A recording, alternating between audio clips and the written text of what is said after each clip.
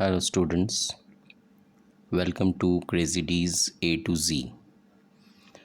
Today I am going to start with the chapter solution. So let's start. What are solutions? It is a homogeneous mixture of two or more components. So when the constituents of the solutions are two, we call it as binary solution. And when the constituents of the solution are three, it is called ternary. And when the constituents of the solution are 4, it is called quaternary solution. तो basically सीधी सी बात है कि जब भी एक या एक से ज़्यादा कंपोनेंट्स को आपस में जोड़ा जाता है वो मिलकर के एक तरह का होमोजीनस मिक्सचर बनाता है। और ये होमोजीनस मिक्सचर ज़रूरी नहीं होता कि सिर्फ लिक्विड सोल्यूशन ही हो, वो अलग अलग तरह के सॉल्यूशंस हो सकते हैं, चाहे सॉलिड सॉल्यूशन होगा, लिक्विड सॉल्यूशन होगा या फिर गैसियस सॉल्यूशन होगा। अगर दो कंस्टिट्यूएंट्स आपस में जुड़ रहे हैं तो वो बाइनरी है, अगर तीन जुड़ रहे हैं तो टर्नरी, और चार जुड़ रहे हैं तो क्वाटर्नरी सॉल्यूशन कहलाता है। तो किसी भी कंस्टिट्यूएंट्स को समझने के लिए ज़रूरी होता है कि उसके कंस्टिट्यूएंट्स हैं कौन कौन से। हमारे कोर्स में सिर्फ बाइनरी सॉल्यूशन है, तो यहाँ पे जो दो कंस्टिट्यूएंट्स आते हैं वो हैं सल्यूट और सॉल्वेंट। सल्यूट को हम ए से रिप्रेजेंट कर रहे हैं और सॉल्वेंट को बी से। So let's see what are the types of solutions. Solutions have been categorised into three types: solid, liquid and gases. तो बेसिकली होता क्या है कि अगर हम किसी भी सॉल्यूशन को नाम देते हैं तो वो उसके सॉल्वेंट के बेसिस पे डिपेंड करता है। जैसे मैंने यहाँ पे कहा solid solution, that means solute solid, liquid या गैस में से कुछ भी हो सकता है, लेकिन सॉल्वेंट सिर्फ सॉलिड ही होगा। ठीक है। इसी तरह से अगर हम लिक्विड सॉल्यूशन की बात कर रहे हैं तो यहाँ पे सल्यूट सॉलिड, लिक्विड या गैस कुछ भी हो सकता है, लेकिन सॉल्वेंट सिर्फ लिक्विड ही होगा। इसी तरह से गैसियस सॉल्यूशन में भी सल्यूट सॉलिड, लिक्विड, गैस में से कुछ भी हो सकता है, लेकिन सॉल्वेंट सिर्फ गैस होगा। दैट मीन्स व्हाट कि जो सबसे ज़रूरी चीज़ है कि सॉलिड सॉल्यूशन, लिक्विड सॉल्यूशन या गैस सॉल्यूशन के लिए वो है सॉल्वेंट। यानी पूरी तरह से सॉल्वेंट के बेसिस पे हम किसी भी टाइप के सॉल्यूशन को डिफ़ाइन करते हैं। ओके, अब इनमें सबसे ज़्यादा कॉमन कौन सा है? The most common among them is the solid liquid solution, liquid liquid solution and gas liquid solution. अब बात करते हैं अलग अलग सॉल्यूशंस की। जब हम बात कर रहे हैं तो इसमें सबसे इम्पॉर्टेंट रोल जो प्ले करता है वो है solubility. So let's see what is solubility. It is the maximum amount of solute that can be dissolved in 100 gram of solvent at a specific temperature. तो सॉल्युबिलिटी जो सॉलिड की होती है वो लिक्विड में डिपेंड करता है दो फैक्टर्स के ऊपर। पहला है कि वो सल्यूट किस तरह का है, यानी नेचर ऑफ द सल्यूट। दूसरा सॉल्वेंट का नेचर। तीसरा टेम्परेचर। तो बेसिकली सॉल्युबिलिटी जो है वो पूरी तरह से डिपेंडेंट है नेचर ऑफ द सल्यूट पे, नेचर ऑफ द सॉल्वेंट पे और टेम्परेचर के ऊपर। Okay, now let's see the causes of solubility. For a solid liquid solution अगर हम बात करें, किस चीज़ के ऊपर सॉल्युबिलिटी डिपेंड कर रहा है? That is inter ionic attraction in the solute molecules. दूसरा है inter molecular attraction between the solvent molecules. और तीसरा है सॉल्वेशन। सॉल्वेशन यानी कि अगर कोई सॉल्वेंट है तो हम उसके लिए वर्ड सॉल्वेशन लगाते हैं। अगर कहीं पे कोई सॉल्वेंट वाटर है तो हम वहाँ पे हाइड्रेशन लगाते हैं।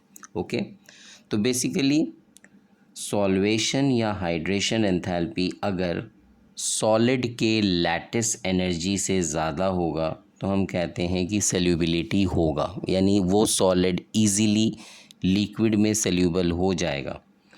लेकिन अगर लैटिस एंथैल्पी सॉल्वेशन या हाइड्रेशन एंथैल्पी से ज़्यादा हुआ तो दैट मीन्स सॉलिड डिज़ोल्व नहीं होगा।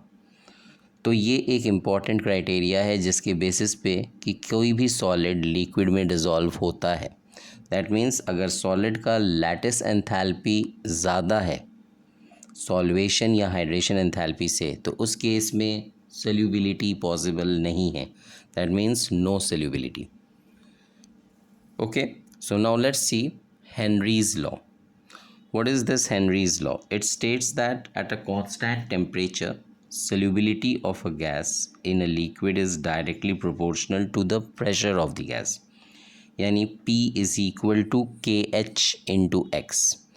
तो सीधी सी बात है, यहाँ पे KH क्या है? This is the Henrys constant, जो कि अलग अलग लिक्विड्स के लिए अलग अलग होता है. यहाँ पे X काई है, दैट इज़ मोल फ्रैक्शन, और जो P है that is the partial vapour pressure. तो हेनरी ने एक्चुअली क्या कहा कि किसी भी लिक्विड के ऊपर जब सॉल्यूट मौजूद है तो उसका प्रेशर एक इम्पॉर्टेंट रोल प्ले करता है सॉल्युबिलिटी के लिए, और जैसे ही वो सॉल्यूट डिज़ोल्व होता है तो वही सॉल्यूट का मोल फ्रैक्शन एक इम्पॉर्टेंट रोल प्ले करता है. That means pressure of the gas above the solution and the mole fraction of the solute in the solution, they both play an important role during Henry's law. और उसी के basis पे ये formula दिया गया P equal to KH into X. That means P is directly proportional to X. Okay, now let's see the limitation of Henry's law. What are the limitations? पहला है, it is applicable only when the pressure of the gas is not too high and temperature is not too low. दूसरा, gas not undergoing any chemical change, किसी तरह का कोई chemical change अगर gas ना consider करा जाए. तीसरा, गैस not undergoing association और dissociation, यानी कि जिस वक्त सॉल्युबिलिटी हो रही है उस वक्त गैस का एसोसिएट होना या डिसोशिएट होना भी उसकी सॉल्युबिलिटी पे असर डाल सकता है. Now let's see the application of Henry's law. What are the application? पहला एप्लीकेशन है सॉफ्ट ड्रिंक्स के ऊपर. बेसिकली क्या होता है, आप किसी भी तरह का कोई भी कोल्ड ड्रिंक्स पीते हो, वहाँ पे वो होता क्या है, that is a carbonated water. Carbonated water मतलब CO2 present in the soda water. तो here CO2 is the solute and soda water is the solvent. So when a solute is passed through solvent under high pressure, solubility takes place. That's the thing. So more the pressure, more is the solubility. And with respect to temperature, if we say, solubility is inversely proportional to temperature. तो at low temperatures आपने notice किया होगा कि aquatic animals जो हैं वो easily survive करते हैं, और जैसे जैसे हम ओशन के पानी में डीप इनसाइड जाते हैं वैसे वैसे उसका टेम्परेचर ठंडा होता चला जाता है. दैट मीन्स वहाँ पे टेम्परेचर कम होने की वजह से सॉल्युबिलिटी ज़्यादा है ऑक्सीजन का, इसलिए एक्वेटिक एनिमल्स वहाँ पे सरवाइव करना पसंद करते हैं. Okay, now let's see the another application of Henry's law, that is scuba diving. तो बेसिकली स्क्यूबा डाइवर्स कौन होते हैं? गोताखोर जो कि पानी के नीचे जाते हैं एक ऑक्सीजन सिलेंडर लेके. तो जनरली होता क्या था, पहले ज़माने में अराउंड 1970s की अगर हम बात करें, उस वक्त उनके सिलेंडर में ऑक्सीजन के साथ नाइट्रोजन गैस को डाला जाता था. नाइट्रोजन की ज़रूरत इसलिए पड़ती थी वहाँ पे क्योंकि वो एक हैवी गैस है और बॉडी के साथ पानी के अंदर लगे रहने में सिलेंडर को मदद करता है. अगर हम सिर्फ ऑक्सीजन लेके जाते तो शायद वो सिलेंडर हमारे बॉडी से सेपरेट आउट हो जाता. इसके लिए नाइट्रोजन की हमें ज़रूरत पड़ी उसमें डालने के लिए. अब प्रॉब्लम कहाँ पे आया, लेट्स सी दैट. मान लीजिए कि ये बोट है और ओशन के ऊपर है, यहाँ से स्क्यूबा डाइवर ने जंप लगाया और वो बॉटम ऑफ द ओशन तक गया. यहाँ पे फॉर्मूला अप्लाई होता है P equal to H rho G. H यानी कि हाइट, रो हो गया डेंसिटी ऑफ वाटर और जी हो गया ग्रेविटी. जब वो नीचे आ रहा है तो इस दौरान वो धीरे धीरे क्या चीज़ें फील कर रहा है, प्रेशर इंक्रीज़ हो रहा है जिसकी वजह से सॉल्युबिलिटी इंक्रीज़ हो रहा है. और जब सॉल्युबिलिटी इंक्रीज़ होता है तो उसके लिए उसको ऑक्सीजन ईज़िली अवेलेबल हो जाता है, उसे सांस लेने में दिक्कत नहीं आती है. साथ ही साथ टेम्परेचर भी डिक्रीज़ हो रहा है तो डेफिनेटली सॉल्युबिलिटी बढ़ रहा है. तो there is no issue while going down. लेकिन जब वो बॉटम से ऊपर की तरफ आना स्टार्ट करता है, this time what happens, pressure decrease कर जाता है, सॉल्युबिलिटी भी डिक्रीज़ कर रहा है, टेम्परेचर इंक्रीज़ कर रहा है, and as a result it starts facing bends. Bends का मतलब क्या हुआ, लो प्रेशर पे नाइट्रोजन गैस ईजीली सेल्यूबल हो जाता है। दैट मीन्स ऑक्सीजन का निकलना सिलेंडर से रुक जाता है और नाइट्रोजन गैस रिलीज़ होना स्टार्ट कर देता है, जिसकी वजह से उसके बॉडी में एयर बबल्स बनने लगते हैं, जो कि एक पेनफुल सा एक्टिविटी हो जाता है। इसे बेंड्स कहते हैं, और इस बेंड्स की वजह से उसे तैरने में दिक्कत आना शुरू हो जाता है। ओके, तो इस चीज़ को दूर करने के लिए आफ्टर 1970 व्हाट हैपेंड, इसी सिलेंडर में नाइट्रोजन ऑक्सीजन के साथ हीलियम गैस को इंट्रोड्यूस किया गया। तो जैसे ही हीलियम गैस को इंट्रोड्यूस किया गया, हीलियम गैस के इंट्रोड्यूस होते ही 48.6% डाला गया। तो हीलियम गैस के इंट्रोड्यूस होते ही हुआ ये कि लो प्रेशर पे हीलियम नाइट्रोजन से पहले सेल्यूबिलिटी शो करना स्टार्ट किया। दैट मीन्स नाइट्रोजन रिलीज़ नहीं हुआ बल्कि हीलियम गैस रिलीज़ होना स्टार्ट हुआ, और जैसे ही ये हुआ, हीलियम वेन्स में सेल्यूबल था, ब्लड वेन्स में, इसलिए इसने एयर बबल क्रिएट नहीं किया, जिसकी वजह से किसी तरह का कोई बेंड्स नहीं आया। So this was the final conclusion for scuba diving. Now let's see the next topic, anoxia. Anoxia एक तरह का डिसऑर्डर है जो कि हाई एल्टीट्यूड में रहने वाले लोगों के साथ होता है। इसमें प्रॉपर ऑक्सीजन सप्लाई की ना होने की वजह से लोगों के सोचने और समझने की शक्ति थोड़ी कम हो जाती है। That means a condition way they can't think और अनेबल टू थिंक प्रॉपरली। तो ये सिर्फ इसलिए होता है क्योंकि सोल्यूबिलिटी ऑफ ऑक्सीजन गैस काफ़ी कम हो जाता है under low pressure belt.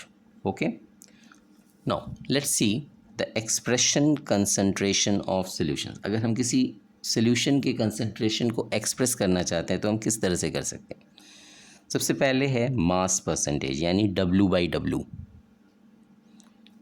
So mass percent of solute is equal to mass of solute upon total mass of solution into 100। इसके लिए मैंने एक एग्जांपल लिया है। सपोज 10% NaOH W/W आपको दिया गया है। What does this mean? It means 10 gram of NaOH present in 90 gram of water to form 100 gram of solution.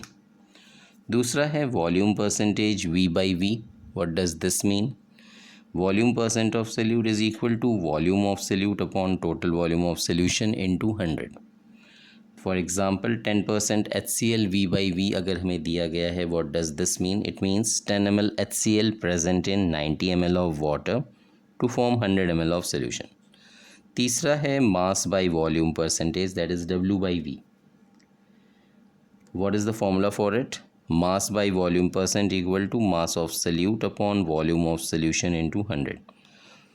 तो इसके लिए मैंने एग्जांपल लिया है 10% NH4OH W/V। इसका मतलब क्या हुआ? It means 10 gram of NH4OH present in 90 ml of water to form a solution. यहाँ पे हम 100 ग्राम सोल्यूशन या 100 ml सोल्यूशन नहीं बोल सकते, क्योंकि सोल्यूट ग्राम में है और सॉल्वेंट ml में है। नाउ नेक्स्ट इज पार्ट्स पर मिलियन, इट इज़ ppm। तो ये क्या होता है? Number of parts of the component upon total number of parts of all the components of the solution into 10⁶। That means इस ppm का यूज़ हम generally बड़े पैमाने पे करते हैं, जहाँ पे कि हम 1 लीटर क्यूबिक सेंटीमीटर्स में वाटर को कलेक्ट करते हैं और उसमें ऑक्सीजन कंटेंट को चेक करते हैं। Next is the mole fraction. This is represented by chi, that is as written as x. It may be defined as the ratio of number of moles of one component to the total number of moles of all the components present in the solution. और ये unitless होता है क्योंकि एक ratio है। तो अगर हम सल्यूट को A से रिप्रेजेंट करें और सॉल्वेंट को B, तो that means number of moles of salute को हम लिखेंगे Na which is equal to given mass of solute upon molar mass of solute.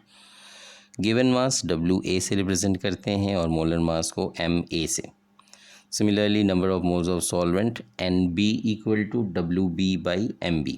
तो अगर हमें मोल फ्रैक्शन सल्यूट का निकालना है, that means XA equal to NA upon NA plus NB. Similarly mole fraction of solvent अगर हमें निकालना है तो XB equal to NB upon NA plus NB. Important चीज़ क्या है कि दोनों को अगर हम आपस में जोड़ देते हैं XA plus XB, this becomes equal to 1. यानी अगर हमें मोल फ्रैक्शन किसी एक का पता चल जाता है तो दूसरे का निकालने की ज़रूरत नहीं है, वो हम 1 से माइनस करते ही निकाल सकते हैं. Next expression is the molarity, जिसे हम कैपिटल M से रिप्रेजेंट करते हैं. It is defined as the number of moles of solute dissolved in 1 liter of solution. It is represented by capital M. So what is M? It is number of moles of solute यानी Na upon volume in liter. So Na को हम लिख सकते हैं WA by Ma upon volume in liters. अगर हमारा volume litre में ना हो, ml में हो, दैट्स केस में हम इसे मल्टीप्लाई कर देते हैं 1000 से. इसका यूनिट है मोल्स पर लीटर या फिर मोलर. मोलैरिटी जो है टेम्परेचर के साथ इजीली चेंज कर जाता है. रीज़न ये है कि वो वॉल्यूम के साथ डिपेंडेंट है. तो जैसे ही टेम्परेचर में चेंज आता है उसकी वजह से वॉल्यूम में फ़र्क पड़ जाता है और वॉल्यूम में फ़र्क पड़ने से मोलैरिटी में चेंज आ जाता है. वॉल्यूम और टेम्परेचर एक्चुअली डायरेक्टली प्रोपोर्शनल है according to Charles law. Next है मोलैलिटी. इट हम स्मॉल m से रिप्रेजेंट करते हैं. It is defined as the number of moles of solute dissolved in 1 kilogram of solvent. तो basically this is equal to moles of solute upon mass of solvent in kg, यानी Na upon WB in kg. तो Na को हम लिख सकते हैं WA by Ma by WB in kg. That means WA by Ma, और अगर WB ग्राम में है तो हम इंटू 1000 कर सकते हैं. इसे स्मॉल m से रिप्रेजेंट करते हैं और इसका यूनिट है मोल्स पर kg या फिर मोलल. इम्पॉर्टेंट चीज़ क्या है कि molality is independent of temperature, तो इसलिए इसे सबसे ज़्यादा कंसिडर किया जाता है किसी भी सॉल्यूशन के कंसंट्रेशन को एक्सप्रेस करने के लिए. ओके, मैं ये पूरा का पूरा जहाँ जो पढ़ाया है इसको डिस्क्रिप्शन बॉक्स में PDF फॉर्म में डाल दे रहा हूँ as a notes. Thank you. Is vapour pressure. Let's start from here. So what is vapor pressure? Vapor pressure क्या होता है? It can be defined as the pressure exerted by the vapors above the liquid surface in equilibrium with the liquid phase at a given temperature. यानी कि कोई भी liquid जो certain pressure exert करता है on the surface against the atmospheric pressure, वो उसका vapour pressure कहलाता है. और जो वेपर प्रेशर लिक्विड का होता है वो डिपेंड करता है कुछ फैक्टर्स के ऊपर. पहला है नेचर ऑफ द लिक्विड, दूसरा होता है टेम्परेचर. तो अगर हम नेचर की बात करें तो जिनका वीक इंटरमॉलिक्यूलर फोर्स होता है लिक्विड्स का और जो वॉलेटाइल इन नेचर होते हैं उनका वेपर प्रेशर ज़्यादातर ज़्यादा पाया जाता है. इसी तरह से अगर हम टेम्परेचर के ऊपर बात करें तो वेपर प्रेशर लिक्विड का बढ़ता है जैसे जैसे टेम्परेचर को हम बढ़ाते हैं. कारण इसका क्या होता है कि काइनेटिक एनर्जी मॉलिक्यूल का टेम्परेचर के बढ़ने से बढ़ जाता है और उससे large number of molecules easily escape करने के लिए अवेलेबल हो जाते हैं सरफेस ऑफ द लिक्विड से. ठीक है. Okay, now let's talk about the Raoult's law, जो कि एक इम्पॉर्टेंट लॉ है. क्या कहता है? It states that for a solution of volatile liquids the partial pressure of each component that is directly proportional to its mole fraction. यानी कि अगर हम कंपोनेंट A का बात करें तो PA directly proportional to XA and PB directly proportional to XB. यहाँ पे PA क्या हो गया? That is partial vapour pressure, जो कि मोल फ्रैक्शन के साथ डायरेक्टली प्रोपोर्शनल हो गया. अगर हम प्रोपोर्शनैलिटी कांस्टेंट को यहाँ लाते हैं तो ये बन जाता है PA equal to P0A into XA. Similarly दूसरे कंपोनेंट के लिए PB equal to P0B into XB. Okay, तो एक बार हम देख लेते हैं कि इनको क्या कैसे बुलाया जाता है। जैसे पी और पी क्या है, पार्शियल वेपर प्रेशर है। एक्स और एक्स मोल फ्रैक्शन है। पी और पी वेपर प्रेशर है। अगर हम टोटल प्रेशर की बात करें तो total pressure according to Dalton's law of partial pressure क्या बन जाएगा, पी प्लस पी के बराबर। और पी क्या था, पी एक्स के बराबर, पी एक्स के बराबर। यानी कि मोल फ्रैक्शन ऑफ सॉल्यूट के टर्म्स में अगर हम टोटल प्रेशर निकालना चाहते हैं तो this becomes P X plus P into X की जगह पे हम लिख सकते हैं 1 माइनस एक्स क्योंकि एक्स प्लस एक्स जो होता है वो 1 के बराबर होता है, that is equal to unity. तो स्ट्रेट अवे पी टोटल हमने इसको मल्टीप्लाई कर दिया, P minus P into x and ultimately मैंने इस नेगेटिव आइडेंटिटी को आगे की तरफ किया और इस पॉजिटिव आइडेंटिटी को पीछे की तरफ कर दिया, जिससे एक्स दोनों के बीच में कॉमन आ गया एंड दस total pressure becomes x into P minus P plus P. और इस तरह से ये टोटल प्रेशर आ गया इन टर्म्स ऑफ सल्यूट। तो फाइनली हम इससे कंक्लूड क्या करते हैं, इससे 3 कंक्लूजन राउल ने दिए थे। पहला कंक्लूजन क्या था कि vapour pressure varies linearly with the mole fraction, यानी कि मोल फ्रैक्शन के तहत वेपर प्रेशर लीनियरली बढ़ रहा है, यानी सीधे सीधे बढ़ता है। Vapour pressure can be related to the mole fraction of any one component, किसी भी टर्म्स में। जैसे यहाँ पे मैंने ए के टर्म्स में लिया यानी सल्यूट के टर्म्स में लिया, अगर हम चाहते तो ये बी यानी सॉल्वेंट के टर्म्स में भी टोटल प्रेशर को कैलकुलेट किया जा सकता था। थर्ड जो इन्होंने कंक्लूजन दिया था वो क्या था, वेपर प्रेशर डिक्रीजेस और increases with increase of mole fraction of salute, यानी ज़्यादातर वेपर प्रेशर सल्यूट के बेसिस पे चेंज हो रहा है। Now let's see the Raoult's law, a special case of Henry's law. Basically क्या था कि राउल्ट ने अपने लॉ को रखा था, उससे पहले हेनरी ने भी अपने लॉ को रख दिया था। तो राउल्ट ने क्या कहा था कि vapour pressure of a volatile component जो होता है वो directly proportional to mole fraction होता है, यानी P directly proportional to X, जिसमें प्रोपोर्शनैलिटी कांस्टेंट पी नॉट था। इसी तरह से हेनरी ने भी अपनी बात को रखते हुए कहा था कि किसी भी गैस सल्यूट का अपना वेपर प्रेशर उसके मोल फ्रैक्शन के बराबर हो जाता है सॉल्यूशन में, यानी again P directly proportional to X और यहाँ पर प्रोपोर्शनैलिटी कांस्टेंट था के एच। अब अगर हम दोनों को देखें तो दोनों में ही सेम चीज़ था, P directly proportional to X and P directly proportional to X, सिर्फ डिफरेंस आ रहा था कांस्टेंट का। और क्योंकि राउल्ट ने उसी बात को कहा था जिसे हेनरी ने ऑलरेडी पहले बोल दिया था, तो वो नियरली एक जैसा ही लॉ बन चुका था। हेनरी ने अपने लॉ में गैस को सल्यूट लिया था और लिक्विड को सॉल्वेंट, जबकि राउल्ट ने वॉलेटाइल लिक्विड को सल्यूट लिया और दूसरे लिक्विड को सॉल्वेंट। और बात सेम ही था कि प्रेशर जो वेपर प्रेशर है वो directly proportional to mole fraction है। इसलिए क्योंकि हेनरी ने अपने लॉ को पहले रखा था और राउल्ट ने बाद में उसी लॉ को रखा, इसलिए राउल्ट्स लॉ को हेनरीज लॉ के अंडर में as a special case consider किया जाता है। Okay, now let's see what are ideal and non ideal solutions. तो पहले हम आइडियल सॉल्यूशंस के बारे में एक बार जानकारी ले लेते हैं। कोई भी सॉल्यूशन जो ओवरऑल रेंज तक राउल्ट्स लॉ को पूरी तरह से फॉलो करे उसे हम आइडियल सॉल्यूशन कहते हैं। इसके लिए एक इम्पॉर्टेंट क्राइटेरिया क्या होता है कि जब हम दो सॉल्यूशंस को आपस में मिक्स कर रहे हैं तो उस वक्त डेल्टा एच मिक्सिंग और डेल्टा वी मिक्सिंग ज़ीरो होना चाहिए, यानी कि जो एंथैल्पी ऑफ मिक्सिंग है दोनों सॉल्यूशंस की, उनको जब हम मिक्स कर रहे हैं तो उनके बीच में कोई एंथैल्पी चेंज ना आ जाए और ना ही उस वक्त किसी तरह के वॉल्यूम में फ़र्क आए। यानी अगर कोई सॉल्यूशन 50 ml है उसे दूसरे किसी 50 ml में हम मिक्स कर रहे हैं तो वो इक्विवेलेंट टू 100 ml ही आना चाहिए। ओके, यानी कि ओवरऑल आइडियल सॉल्यूशन वो तभी माना जाएगा जब उसका डेल्टा एच मिक्सिंग ज़ीरो और डेल्टा वी मिक्सिंग ज़ीरो होगा। ठीक है, नाउ लेट्स सी इसका दूसरे तरीके से अगर हम समझें तो आइडियल सॉल्यूशन क्या है। स्ट्रेट फॉरवर्ड अगर हम बात करें तो अगर ए एक तरह का सल्यूट है तो उनके बीच का फोर्स ऑफ अट्रैक्शन ए के लिए है, बी इंट्रैक्शन दूसरे मॉलिक्यूल का है तो उनके बीच में इंट्रैक्शन बी का बन रहा है।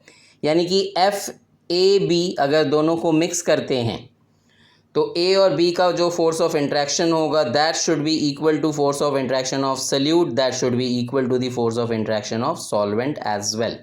तो ये आइडियल सॉल्यूशन कहलाएगा जब सल्यूट अपने आप में फोर्स ऑफ इंट्रैक्शन और सॉल्वेंट का फोर्स ऑफ इंट्रैक्शन अपने आप में इक्वल हो और मिक्स होने के बाद भी वो अगर बराबर रहे तो हम उसे आइडियल मानते हैं।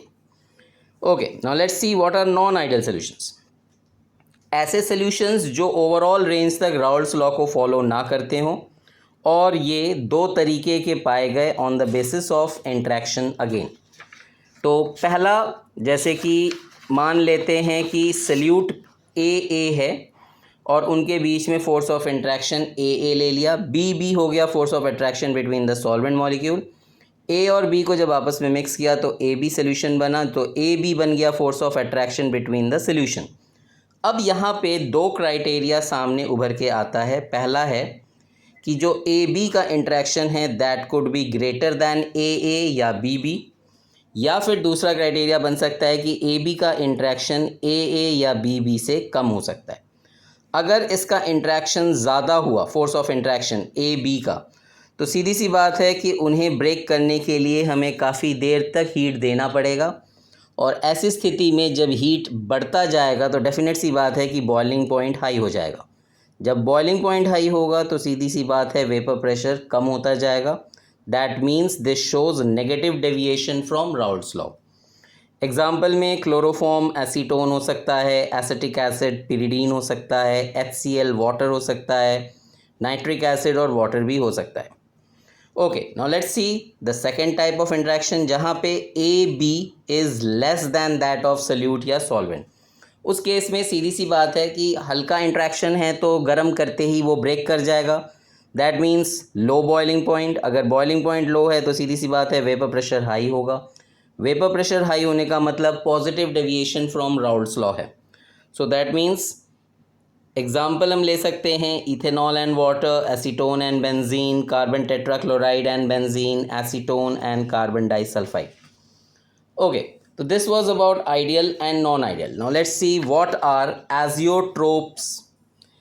तो एजियोट्रोपिक मिक्सचर्स भी एक तरह के मिक्सचर्स हैं जिनके कंपोनेंट्स लिक्विड और वेपर फेज में सेम रहते हैं, ठीक है। और ये दो टाइप के पाए गए, minimum boiling azeotrope and maximum boiling azeotrope. नाम से ही समझ में आ रहा है, मिनिमम बॉइलिंग मतलब जिसका बॉइलिंग पॉइंट कम होगा। डेफिनेट सी बात है, जिसका बॉइलिंग पॉइंट कम होगा उसका वेपर प्रेशर ज़्यादा होगा। दैट मीन्स हम यहाँ पे सीधा सीधा राउल्ट्स लॉ के पॉजिटिव डेविएशन की बात को रख सकते हैं along with the same examples. इसी तरह से जहाँ पे मैक्सिमम बॉइलिंग एजियोट्रोप्स है वहाँ पे बॉइलिंग पॉइंट हाई हो जाता है, वेपर प्रेशर लो हो जाता है। That means we can talk easily about the negative deviation of Raoult's law and all the examples related to negative deviation. Okay, now let's talk about the colligative properties. Colligative properties क्या होते हैं? Those properties which depends on the nature of solute particles irrespective of their nature. यानी कि ये salute particles के number पे नहीं बल्कि उसके नेचर को देखते हुए प्रॉपर्टीज़ डील करता है। That means they are of 4 types: relative lowering of vapour pressure, elevation in boiling point, depression in freezing point and osmotic pressure. तो आइए एक एक करके हम इसको समझ लेते हैं। सबसे पहला है relative lowering of vapour pressure. तो सीधी सी बात है, अगर हम कोई नॉन वॉलेटाइल सल्यूट को वॉलेटाइल सॉल्वेंट के ऊपर रखते हैं तो सीधा सा काम वो क्या करता है कि जो वेपर प्रेशर के निकल रहे टेंडेंसीज़ थे वो कम कर देता है, क्योंकि जो मॉलिक्यूल सॉल्वेंट के इजीली एस्केप आउट हो रहे थे उसके ऊपर आके नॉन वॉलेटाइल सल्यूट बैठ जाता है, जिसकी वजह से उसके एस्केप करने की टेंडेंसी कम हो जाती है और इसकी वजह से सॉल्वेंट का वेपर प्रेशर घट जाता है। This is what we call as relative lowering of vapour pressure. तो P0 minus P upon P0 is equal to XB यानी मोल फ्रैक्शन ऑफ सल्यूट, जो कि NB upon Na plus NB के बराबर हो जाएगा। So the NB is number of moles of solute and Na is the number of moles of solvent. तो that means Wb by Mb upon Wa by Ma given mass by molar mass हो जाता है number of moles. तो उसी फॉर्मूले को हम continue करें तो it comes as such. Okay, अब हम relative lowering of vapour pressure के बाद अगर अगले कॉलिगेटिव प्रॉपर्टी की बात करें तो this is again the elevation in boiling point. सीधी सी बात है, वेपर प्रेशर कम हुआ तो डेफिनेट सी बात है बॉइलिंग पॉइंट हाइक करेगा. इसे हम इजीली समझ सकते हैं इस ग्राफ की मदद से. वेपर प्रेशर वर्सेस टेम्परेचर का ग्राफ है. यहाँ पर मैंने सॉल्वेंट लिया है जिसका इनिशियल टेम्परेचर है TB. इसमें अगर हम सोल्यूट ऐड कर देते हैं तो सीधी सी बात है सोल्यूशन बनेगा. जो सोल्यूशन बना उसका बॉइलिंग पॉइंट टेम्परेचर आ गया T0B. Okay, and the difference between both is delta TB. तो सीधे सी बात है होगा क्या, delta TB is equal to TB minus T0B हो जाएगा. Right, delta TB directly proportional to M and proportionality constant अगर हम लगाएं तो this is KB. What is KB? This is the ebullioscopic constant या फिर molar elevation constant. Now elevation of boiling point के साथ साथ जो अगला आ जाता है हमारे पास colligative property, that is depression in freezing point. सीधी सी बात है, अगर बॉइलिंग पॉइंट घट रहा है, बॉइलिंग पॉइंट बढ़ रहा है तो फ्रीजिंग पॉइंट घटेगा. तो again we can understand this with the help of this graph, vapour pressure versus temperature graph. यहाँ पे अगर हम देखें तो सबसे पहले मैंने सॉल्वेंट मॉलिक्यूल लिया जिसका इनिशियल टेम्परेचर हो गया T0F. इस पर हमने सल्यूट डाला. सल्यूट डालते ही इसका टेम्परेचर कम हो गया and it forms a solution with the temperature TF. तो दोनों के बीच में डिफरेंस है डेल्टा TF का. So delta TF is equal to T0F minus TF. Delta TF is directly proportional to M, that is molality. और इसमें अगर हम प्रोपोर्शनैलिटी कांस्टेंट लगाते हैं KF, this is cryoscopic constant या फिर मोलर डिप्रेशन कांस्टेंट. फॉर्मूला बन जाता है delta TF is equal to KF into M, यानी मोलैलिटी की जगह पे हम ले सकते हैं number of moles of solute, और number of moles of salute given mass by molar mass के बराबर हो जाता है upon weight of solvent in gram into 1000. Okay, now let's see the fourth colligative property, that is osmosis. Osmosis क्या होता है? जब सॉल्वेंट का मॉलिक्यूल हायर कंसंट्रेशन से लोअर कंसंट्रेशन की तरफ जाता है through a semi permeable membrane. जैसे कि मैंने यहाँ एक बीकर में सॉल्वेंट मॉलिक्यूल लिया है, सॉल्वेंट लिया है, और इस फनल में सेमी परमेबल मेम्ब्रेन लगाकर अंदर सोल्यूशन डाल दिया. तो डेफिनेट सी बात है सॉल्वेंट मॉलिक्यूल क्योंकि बाहर ज़्यादा है तो ये हायर कंसंट्रेशन से सोल्यूशन की तरफ जाना शुरू करेंगे. This is osmosis. अब जब ये ऑस्मोसिस हो रहा है तो वो इजीली तो होगा नहीं, उसे कोई ना कोई एक्सर्ट करेगा उसके अगेंस्ट में. तो जो एक्सर्ट करता हुआ प्रेशर होता है that is called as the osmotic pressure, that is always against the direction of osmosis. इसे हम रिप्रेजेंट करते हैं पाई से, और इसका फॉर्मूला बन जाता है pi is equal to CRT, जहाँ पे C is the concentration and another name for molarity also, यानी कंसनट्रेशन और मोलैरिटी दोनों सेम बात होती है. And this concentration is equal to N by V, where N is the number of moles and V is the volume. So finally, R is the universal gas constant and T is the temperature in Kelvin. Okay, now let's see what is reverse osmosis. यानी osmosis का just reverse अगर हम कर दें तो वो reverse osmosis बन जाता है. यहाँ पे मैंने एक बड़ा सा टैंक लिया है जिसमें एक तरफ नॉर्मल वाटर है और एक तरफ सॉल्ट वाटर है. तो सीधी सी बात है नॉर्मल वाटर से सॉल्ट वाटर की तरफ पे ऑस्मोसिस होना स्टार्ट हो जाएगा.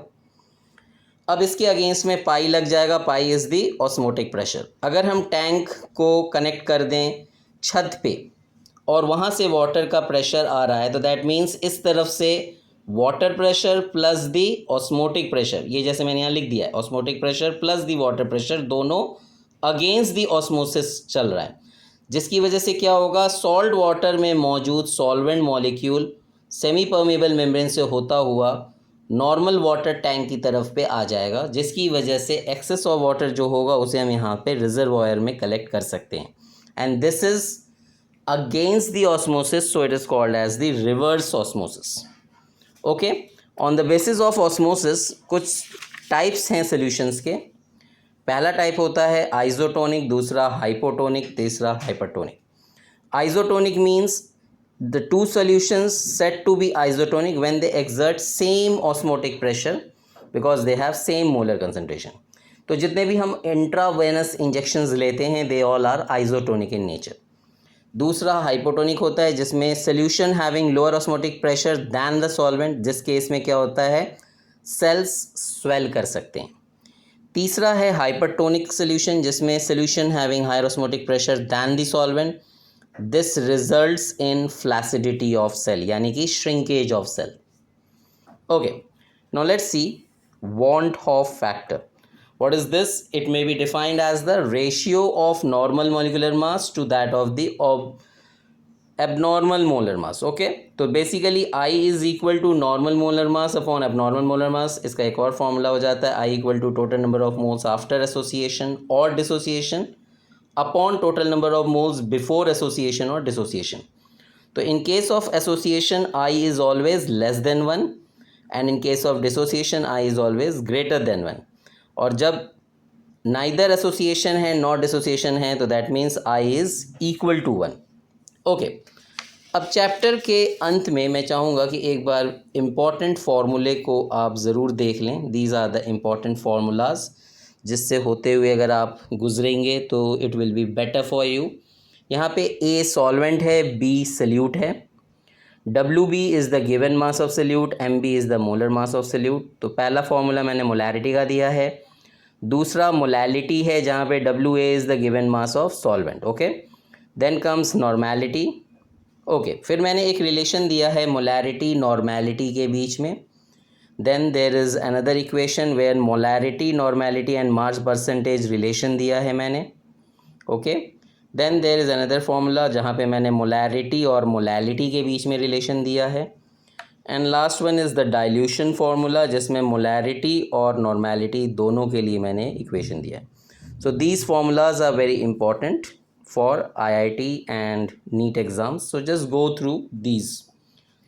Thank you. होप आपको ये समझ में आ गया होगा चैप्टर.